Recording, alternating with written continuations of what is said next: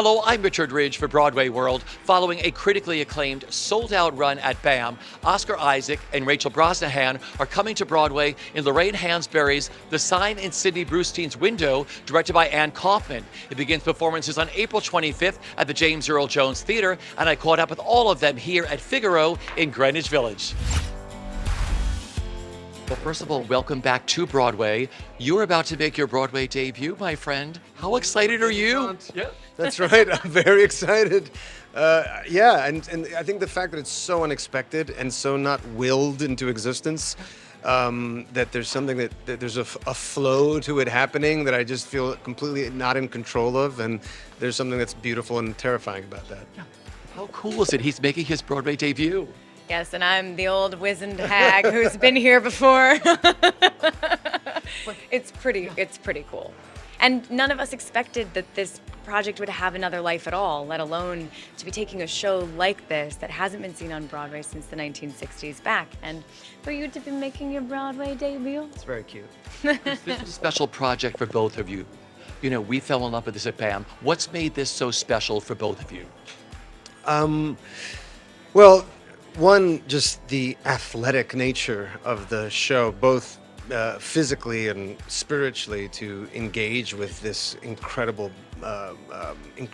piece of art that Lorraine left us to investigate, and to be part of bringing it, to reviving it, and to bringing it to people that have never heard of it even. It's been really, really special to see how many young people have come to see the play. And so in making this transfer, it's exciting that so many more folks will have the opportunity who may not have known about this play, who may not otherwise have been exposed to this play.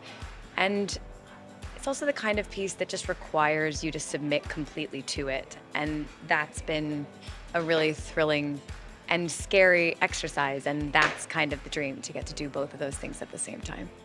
The relevancy of this play. This could have been written yesterday. Yeah. Lorraine could have written this. Yes, no, absolutely. I mean, that's the thing. Everyone calls her prescient, but I actually think she just understood how history works, and she understands people so well. So she understands cycles.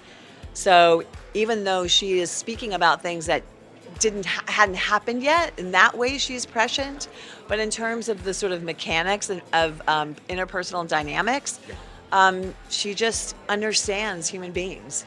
Yeah, it feels like we're still having so many of these conversations. Some scenes of the play feel like we've just dropped into the living room of someone down the street, and that's thrilling and terrifying.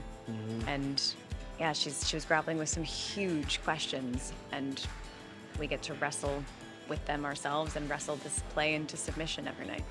Isn't that amazing for you when you think this takes place in the 60s? And I'm like, wait a minute, we're in 2023? Yeah, it's wild. It's not a museum piece. Yeah. It's incredibly vital and relevant right now, and I think the mixture. I think that has something to do with its success right now. Is that it needed to be revisited now.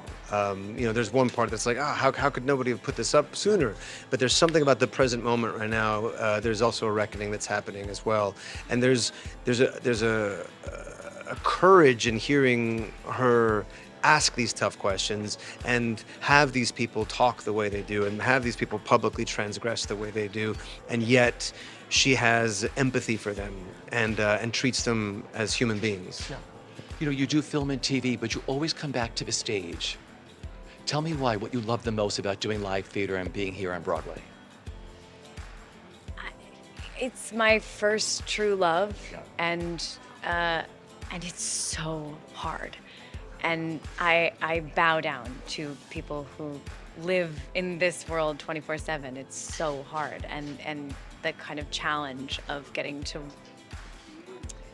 work with some of the greats and on some of these great pieces, and the community being in conversation with the audiences. I mean, it's really special and alive in a way that's totally different from the film and TV stuff. Yeah, I mean, as a it's an expressionistic art form, acting. It's not communicative; it's expressive, and it's on stage where the actor really has full access to all their expressive capabilities. And so I think to be able to do that and work with these incredible masterpieces, some forgotten like this one, Yeah, there's nothing else like it. The importance for you of having this play on Broadway now.